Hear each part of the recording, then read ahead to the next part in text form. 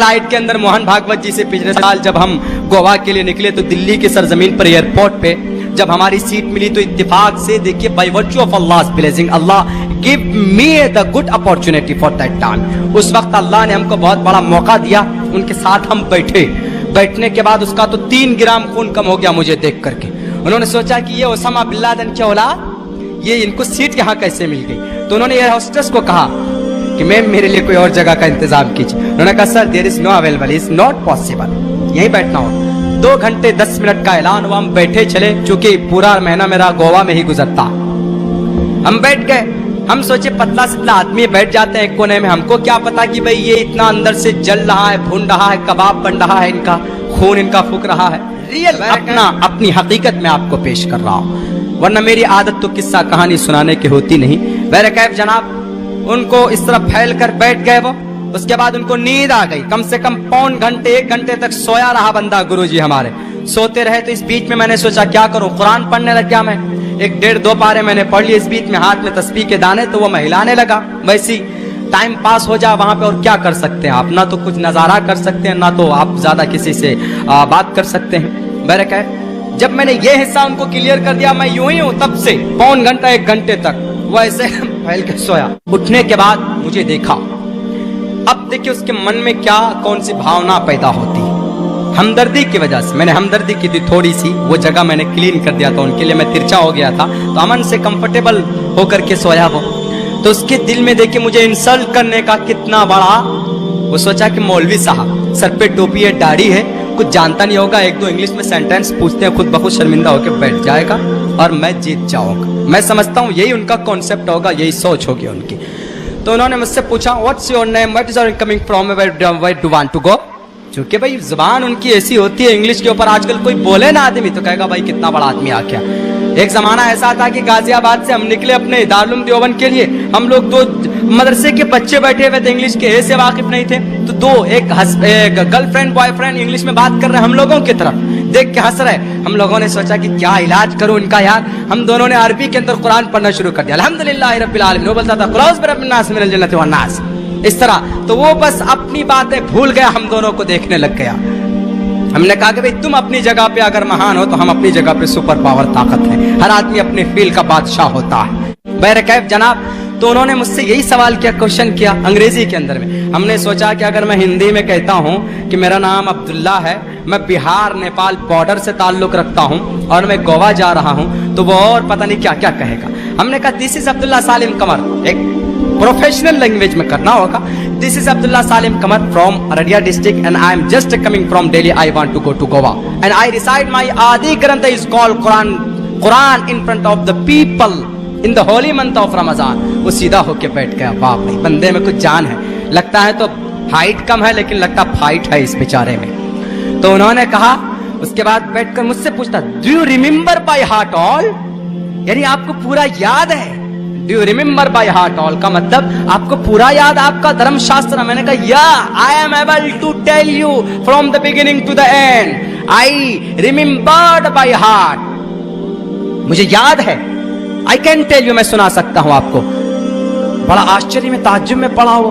उसके बाद बोला प्लीज टेल मी समथिंग। अब देखिए एक इस्लाम का, एक हिंदू भाइयों का सबसे बड़े गुरु, महान गुरु, बल्कि हिंदुस्तान में इस्लाम का सबसे बड़ा एंटी अगर कोई पर्सन है तो वही है। लेकिन एक तरफ मुल्ला जी हैं इस्लाम का तर्जमान, लेकिन एक तरफ अल्लाह तबारक व तआला के सामने एक गुरु है जो मुसलमानों के दुश्मन है। गलत फहमी देखिए कितनी बड़ी है उसके अंदर इस्लाम के तई। उन्होंने कहा प्लीज टेल मी समथिंग। मैंने कुरान करीम के 1-2 आयत पढ़े, लेकिन मैंने भी पूछा, मैंने कहा sir what's your authentic book धर्मशास्त्र, क्योंकि आप इंग्लिश में नहीं बात करेंगे वहां पे। बोला कि दिस इज माई आदि ग्रंथ is called Shrimad Bhagavad Gita, this is my and 5 Vedas, 5वां वेद इसको कहा जाता। आई एम फॉलो दैट, मैं उसको फॉलो करता हूँ। हमने कहा sir do you remember by heart. बोला no no, anybody not able to remember by heart all, कोई उसको याद नहीं कर सकता जुबानी। हमने कहा दिस इज माई आदि ग्रंथ, every person can remember by heart and small boys easily remember by heart, छोटे छोटे बच्चे याद कर लेते हैं उसको। बोला या। हमने कहा sir please tell me something from your धर्मशास्त्र।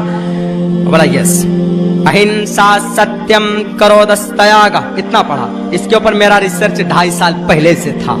हमने कहा शांतिरपैशुनम, आगे पढ़ा मैंने, शांतिरपैशुनम दया बुलेश्वलोलूप तवम हीरिच्छाप्लाम श्रीमुद भगवत गीता 16वें अध्याय का 2रा श्लोक। वो और बेचारा सुखड़ गया, बोला do you know about my धर्मशास्त्र? मैंने कहा यस, आई एम मुल्ला मौलवी साहब and I know everything, I know lot of thing about your धर्मशास्त्र, ऋग्वेद यजुर्वेद सामवेद अथर्ववेद रामायण महाभारत गीता पुराण उपनिषद महापुराण भविष्य पुराण कल की पुराण, एवरीथिंग आई नो।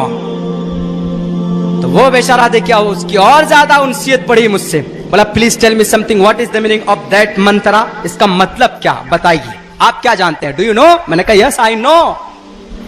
हमने कहा अहिंसा, when time, what is the time, इसका टाइम क्या है, मतलब इसको अवतरित होने का टाइम क्या? हमने कहा महाभारत के मैदान में जब अर्जुन के हाथ से तलवार गिर गई थी, श्री कृष्ण जी ने वक्त को, उस टाइम को रोक करके कहा था अर्जुन तलवार उठाओ, जालिमों को मत छोड़ना। लेकिन वहीं पर अर्जुन ने यह भी कहा था, अर्जुन को यह भी कहा था श्री कृष्ण जी। श्री कृष्ण जी कौन है पता है? विष्णु जी के 7वां अवतार, 8वां अवतार, 7वां श्री रामचंद्र जी, 8वां अवतार। अवतार का मतलब आसमान से जमीन पर भगवान का आना, बुराई को रोकने के लिए। यदा यदा धर्मस्य ग्लानिर्भवति भारत, हमारे हिंदू भाइयों का अकीदा है इस धरती पर कहीं पर भी कोई बुराई होती है तो ईश्वर इंसानी रूप धारण करके आ जाता है और बुराई का नाश करता है। हालांकि इस अकीदे के अंदर में थोड़ी बहुत कमी है, मैं उसके तरफ नहीं जाना चाहता हूं चूंकि ये सीरत और अवतार का अकीदा है। बहरकैफ हमने कहा कि श्री कृष्ण जी ने कहा अर्जुन को कि अर्जुन इस धरती के ऊपर तुम किसी इंसान को अपनी जुबान से तकलीफ मत देना, बूढ़े को, मासूम को, लाचार को, बेबस को। मौका गर्म था, मैंने फौरन जड़ दिया वहां पर हिंदुस्तान के ऊपर जो तशद्दुद हो रहा था। हमने कहा सर श्री कृष्ण जी कह रहे हैं अर्जुन को कि अर्जुन अपनी जुबान से किसी को तकलीफ मत देना। मोहम्मद अखलाक को बेचारे को तड़पा तड़पा कर मार दिया गया, तकलीफ तो दूर की बात, मार दिया गया, उनकी हत्या कर दी गई। और भोपाल की सरजमीन पर 2 नौजवानों को ट्रेन से फेंक दिया जाता है, उनकी भी हत्या कर दी गई। बिहार की सरजमीन पर मुजफ्फरनगर के अंदर, वहां पर अजीजपुरा के अंदर मुसलमान बच्चों के जिस पैर हाथ काटे गए। मुल्क शाम के अंदर 3000 मुस्लिम बच्चों के जिस्म के टुकड़े करके ट्रक के अंदर डालकर सप्लाई कर दिया गया और उनके जिस्म में तीर और जिस्म में सुराख करके छर और लोहे को ठोस करके उनको इस तरीके से खड़ा किया गया। श्री रामचंद्र जी के इस उपदेश के खिलाफ हुआ कि नहीं हुआ? सर बताइए आप गुरु जी।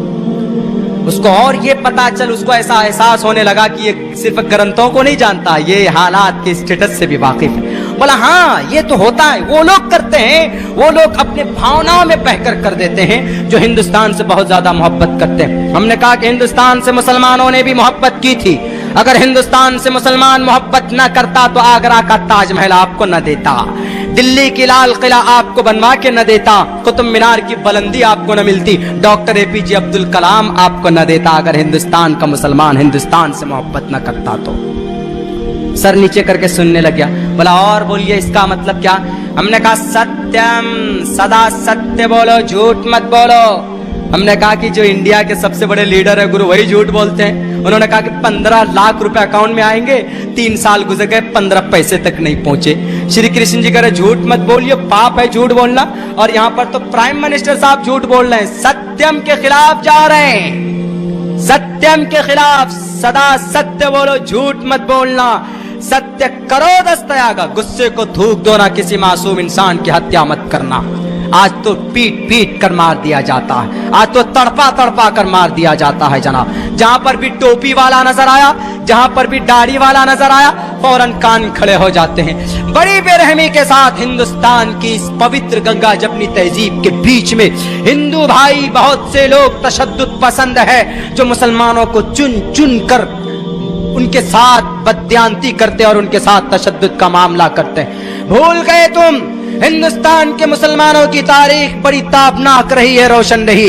अगर हिंदुस्तान के अंदर आज भी कोई जालिम दुश्मन निगाह उठाकर देखेगा तो तुमसे कुछ नहीं बन पड़ेगा, तुम अपने घरों के अंदर घुस जाओगे। गेरवे रंग के कपड़े पहनने वाले जल्लादों, अगर हिंदुस्तान की पवित्र को, इसकी इज्जत और आबरू को एक 1857 के अंदर किसी ने बचाई थी तो मुसलमान थे। 70,000 की कुर्बानी देकर मुसलमानों ने हिंदुस्तान की पवित्रता को बचाया था जालिम अंग्रेज से। आज भी अगर इस देश को खून की जरूरत पड़े, इस देश को जान की जरूरत पड़े तो मुसलमान कफन बांध कर तलवार लेकर मैदान में आएगा।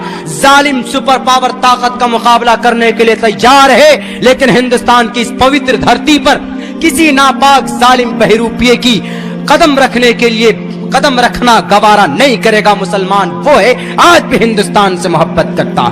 लेकिन तुमने मुसलमानों को हरासमेंट करने की कोशिश की, तुमने मुसलमानों को अपने धर्मशास्त्र से खिलाफ हटकर नफरत फैलाने की बात की। आज तुमने हिंदुस्तान की मुसलमानों की शरीयत को बदलने की बात, मुसलमानों की शरीयत नहीं, तुम्हारा धर्म गुरु अंतिम संदेशा लिंक चिरी शिखाहिना शिम शरुधारी सदुशका उच्चलापी सर्वभक्षी भविष्यति जनूमम बिना कोलम च पस्वस्ते शाम बक्षया मतामम मुसलने व संस्कारा। तुम उनके सिस्टम को बदलने की बात करते हो। हमने कहा कि गुरुजी बताइए झूठ है कि नहीं है? बोला हाँ ये बात तो है, कोशिश तो कर रहे हैं ना, वो परिवर्तन कर रहे हैं। हमने कहा सदा सत्यम करो दस्तयागा शांतिरपैशुनम दया बुलेश्वलोलुप्तवम। बहुत देर तक बात हुई थी इस मंत्र पे।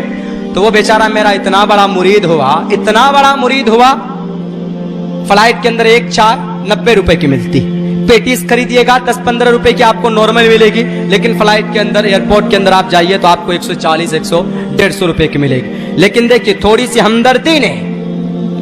हमदर्दी मैंने की थी, जगह हमने थोड़ा क्लियर कर दिया था, तो हमदर्दी पैदा की, इसके दिल में मोहब्बत पैदा हुई। नबी का किरदार जहां पर भी अपनाओगे दुश्मन भी तुम्हारा दोस्त बन जाएगा। नबी की सुन्नत जहां पर भी नाफिज करोगे तो दुश्मन, पूरी दुनिया की दुश्मन आपके कदमें चूमेंगी। ये नबी पाक अलैहिस्सलाम का तरीका। आज हम इस्लाम का सही किरदार नहीं पेश कर पा रहे। तो वो आदमी चाय मंगाता है, नाश्ता मंगाता है जनाब फ्लाइट के अंदर, मेरा मुरीद बन जाता है। क्यों? वो कहा कि आपके अंदर तो मानवता है। हमने कहा सर मेरे अंदर मानवता नहीं, तमाम मुसलमानों के अंदर विश्व मानवता है। तो वो क्या बोलता है, आप वो वाले मौलाना नहीं है। हमने कहा what do you mean by वो वाले मौलाना? बोला वो वाले मौलाना से मुराद नहीं जानते, अरे बॉर्डर के ऊपर जो पगड़ी बांधते होते हैं, क्रॉसिंग तो बाद में होता है, एकदम फायर करते हैं, अपने आप को उड़ा लेते हैं, कहते हैं कि हम जन्नत जा रहे हैं, हूरें इंतजार कर रही है। हमने कहा कि he is not Muslim, they are not Muslim and they are not related to the any kind of Muslim people. किसी मुसलमान से उनका कोई लेना देना नहीं, वो मुसलमान नहीं होते। बोला आप ही की तरह दाढ़ी वाले होते हैं, टोपी होते हैं, बस आपकी पगड़ी नहीं है, बाकी टोपी तो है, कुर्ता यूनिफॉर्म तो यही है। मैंने कहा इसी यूनिफॉर्म के तो दुश्मन है सब।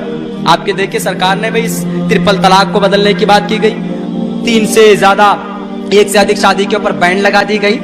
हमने कहा 1 से अधिक के ऊपर बैन लगाना था तो राजा दशरथ को बैन लगाते, श्री रामचंद्र जी के भी तो 3 माँ है, कौशल्या, सुमित्रा, कई श्री कृष्ण जी ने भी तो 1623 बीवियां की, उस पर कोई और एतराज नहीं। आज मुसलमान अगर 1 से 2 कर ले तो भाई आपको डर होता है कि भाई इनको बंद करो, खत्म करो। ये कहाँ का न्याय, कहाँ का इंसाफ। हम लोग मजाक में बहुत सारी सीरियस बातें हमने उनसे कर ली। तो बहरे कहे वो बोला वो वाले मौलाना नहीं है। हमने कहा वो मौलाना नहीं होते, इज नॉट मुस्लिम। मुसलमानों को बदनाम करने की पूरी ये साजिश है। इस्लाम तशद्दुद पसंद नहीं हो सकता।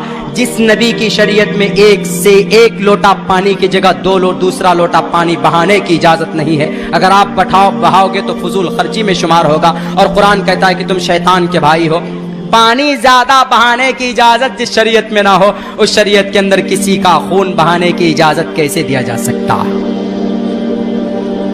बोला ये बात। हमने कहा जी ये बात। इतना बड़ा मुरीद हुआ जनाब, अपने बॉडीगार्ड से कहा कि अब्दुल्ला ये गुरु जी की हैंडबैग लो और फिर वहां तक रिसेप्शन तक छोड़ो, वहां तक छुड़वाया हो। बताइए, एक जल्लाद, एक हिंदुस्तान के मुसलमानों का, इंसानियत का, अमन और शांति का दुश्मन, लेकिन किरदार नबी पेश किया गया तो दुश्मन